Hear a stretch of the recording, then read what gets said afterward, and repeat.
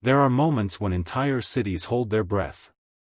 When something happens that's so far beyond the usual rhythm of violence and retaliation that everyone, criminals, civilians, police, everyone, stops what they're doing and waits. Waits to see how it will be answered. Waits to see if the rules they thought governed this world still apply. I learned about the attack at 4 in the morning. A phone call. A voice I recognized, shaking in a way I'd never heard before. Not from fear. From rage he was trying to control. "They got Malcolm," he said.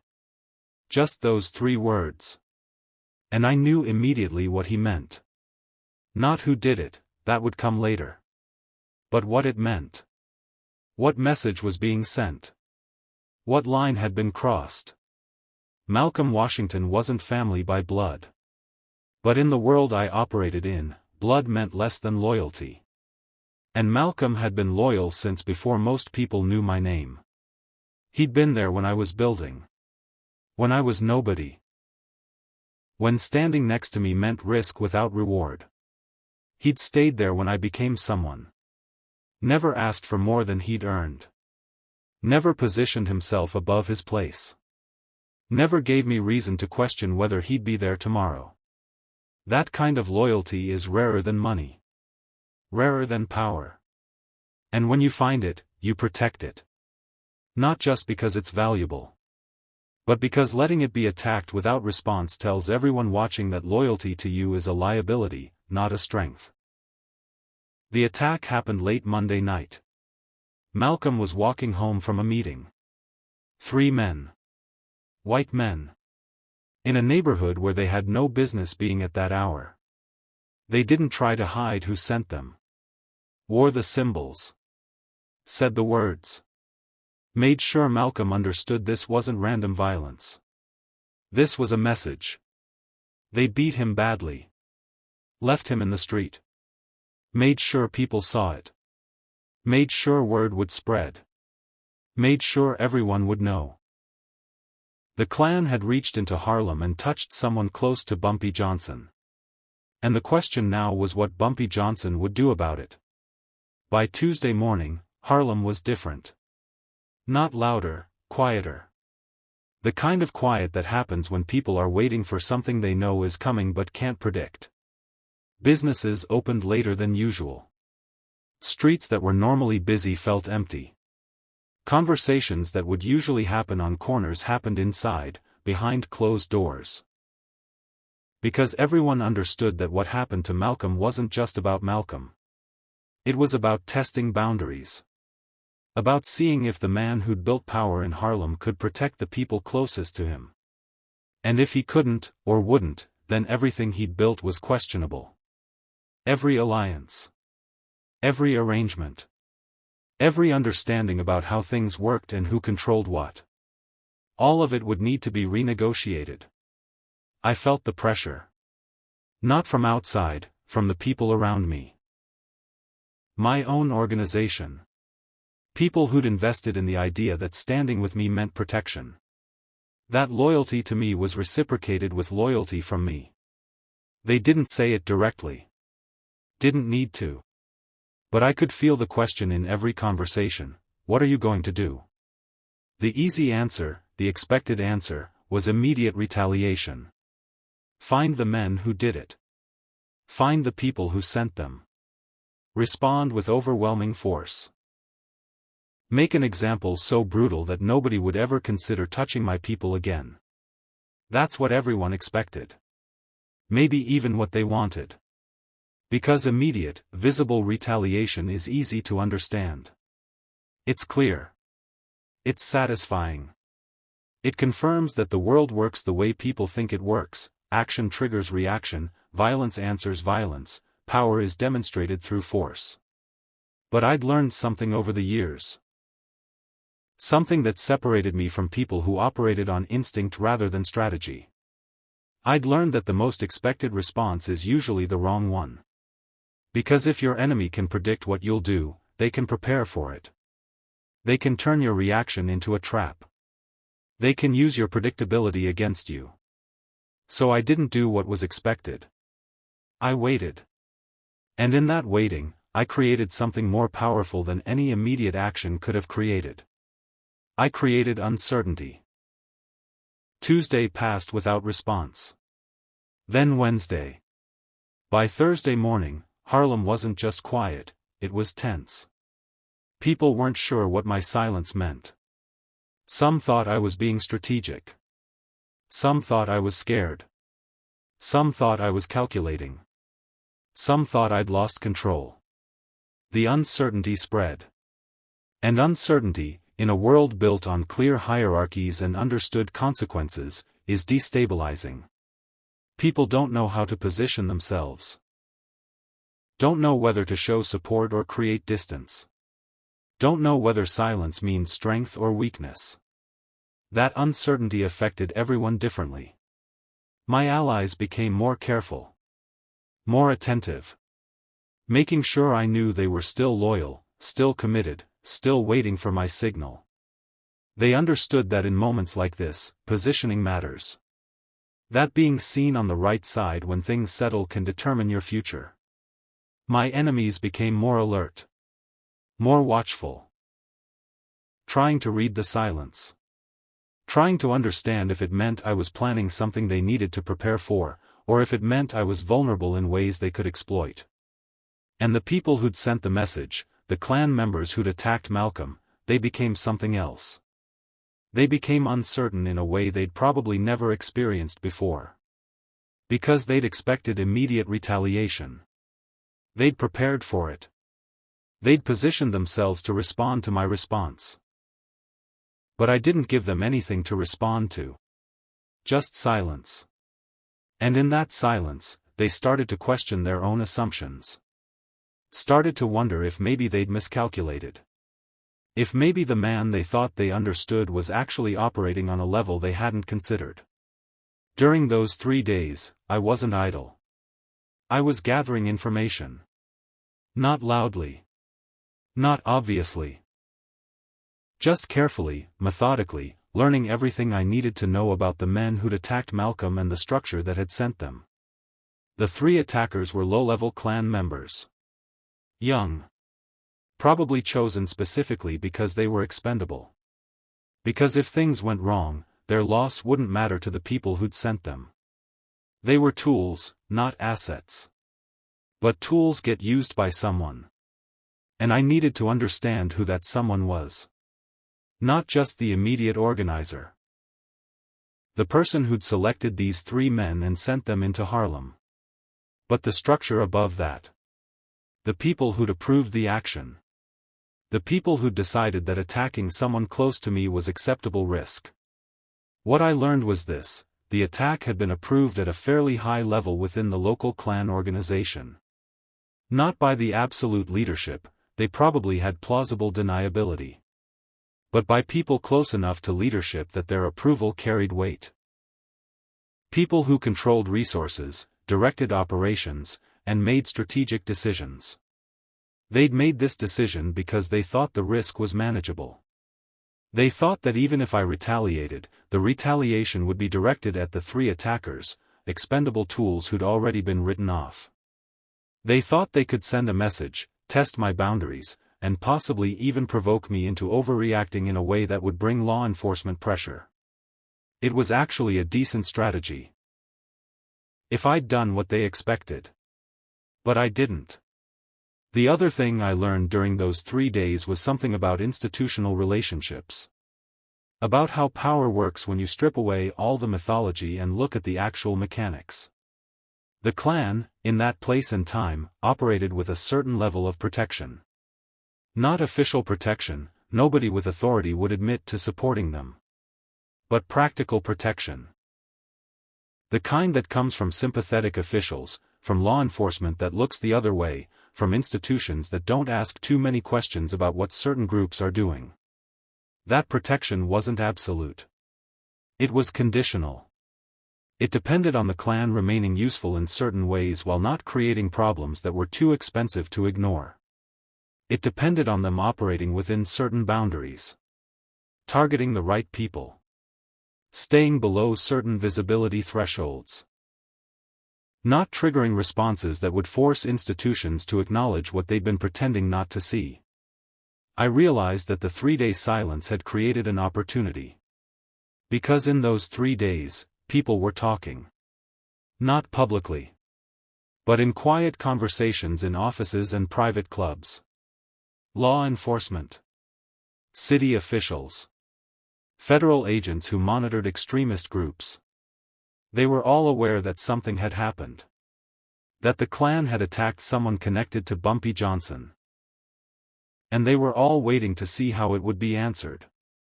If I'd retaliated immediately and violently, I would have given them the easy narrative: 2 criminal groups fighting each other, law enforcement needs to crack down on both. My violence would have justified their intervention against me. But my silence created a different kind of pressure. It made the Klan's action the story. Made people focus on what they'd done, not on what I might do. And in that focus, institutional patience with the Klan started to wear thin. On Thursday afternoon, 3 days after the attack, several things happened simultaneously. The 3 men who'd attacked Malcolm were arrested. Not by local police, by federal agents. Charged not with assault, but with federal civil rights violations. The kind of charges that carried serious prison time and that couldn't be dismissed through local connections.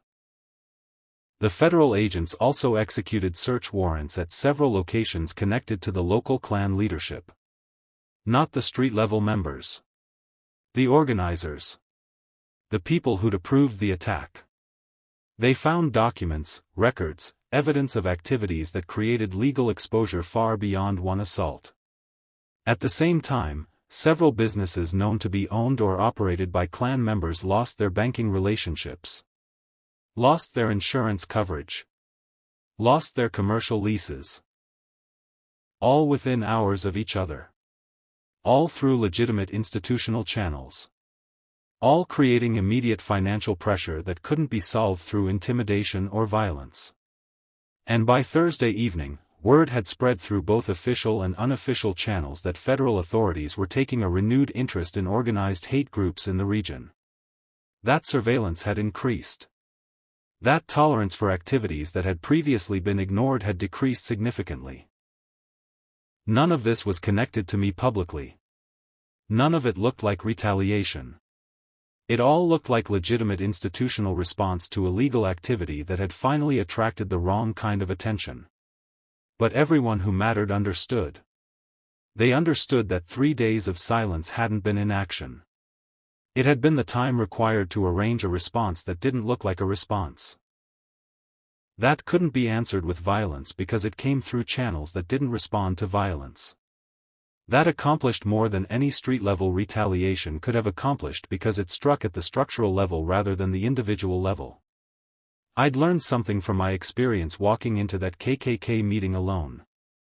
I'd learned that the most effective way to handle organized hatred isn't to meet it with equal violence. It's to make the institutions that tolerate it stop tolerating it. It's to change the cost-benefit calculation so that protecting these groups becomes more expensive than abandoning them. The 3 men who'd attacked Malcolm went to federal prison. The local Klan leadership that had approved the attack found themselves under investigation, legal pressure, and financial strain that didn't end after 3 days. It continued. Week after week. Month after month. Until their organization in that area effectively collapsed. Not because I destroyed it directly. Because I'd made it expensive and dangerous for institutions to keep protecting it. Malcolm recovered. Physically, eventually. Psychologically, I think the experience changed him. Made him more aware of how precarious safety is in a world where being loyal to the wrong person can make you a target. We never talked about it directly. Didn't need to. But I made sure he understood that what had happened to him hadn't been forgotten.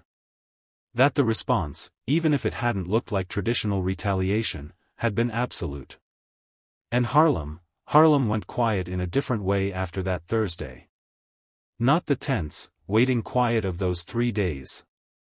A different quiet. The quiet of people who just learned something about how power actually works at levels they hadn't fully understood before. They'd learned that sometimes the most devastating response is the one that doesn't look like a response. That uses channels most people don't even know exist. That changes the institutional framework rather than just punishing individual actors. They'd learned that 3 days of silence can accomplish more than 3 hours of violence. That patience, properly applied, is a weapon more effective than any physical force.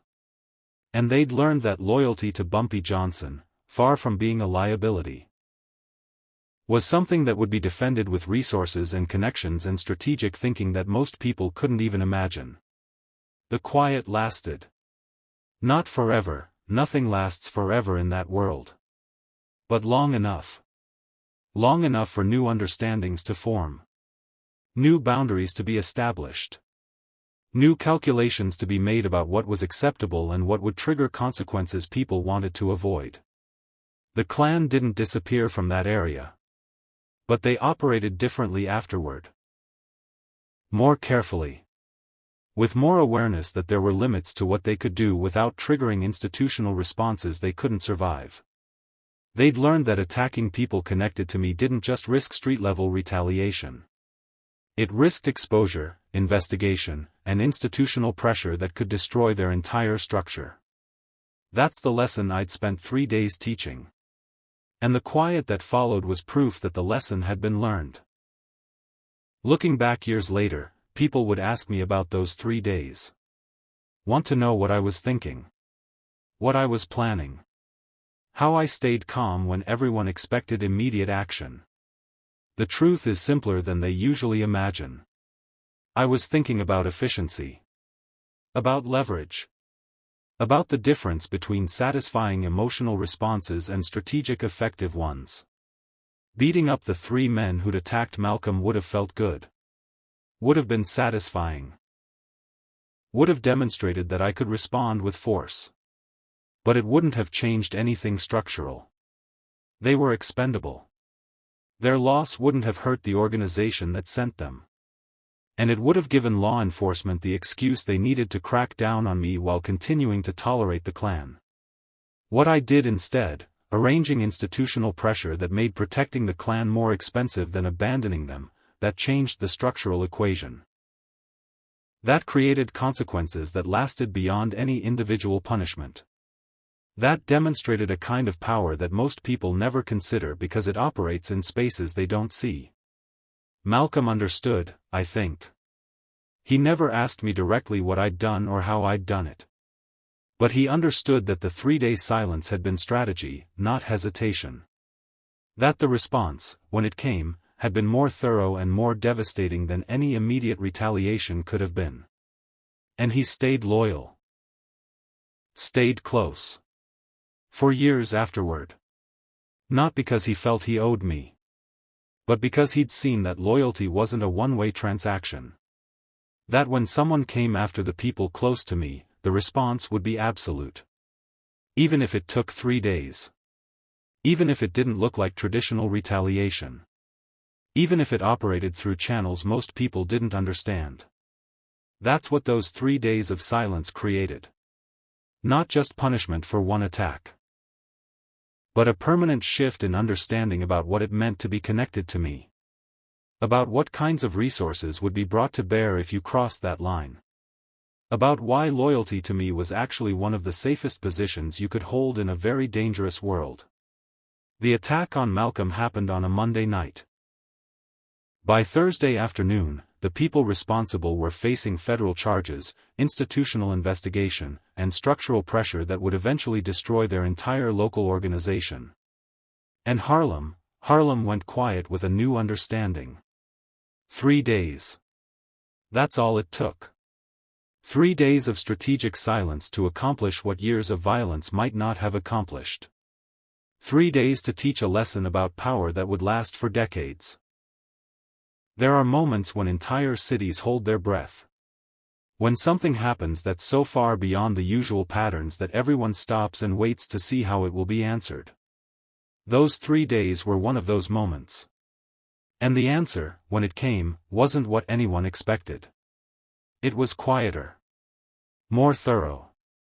More devastating in ways that took time to fully understand. The KKK attacked my closest ally. 3 days later, their entire structure in that region began collapsing. Not through street violence. Through institutional pressure they couldn't fight and couldn't survive. And Harlem learned that silence, properly used, speaks louder than any threat. That patience, properly applied, is more powerful than any immediate action. That real power doesn't announce itself. It just changes the world. Quietly. Systematically. Permanently. That's what those 3 days taught everyone who was paying attention. And the silence that followed was proof that the lesson had been learned. Some lessons need to be taught with force.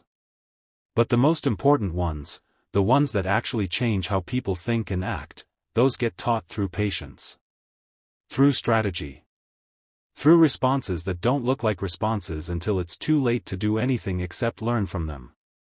3 days of silence. And everything changed. That's how real power works. Not through noise. Through the quiet understanding that some things, once set in motion, can't be stopped. Only survived. And if you're lucky, learned from.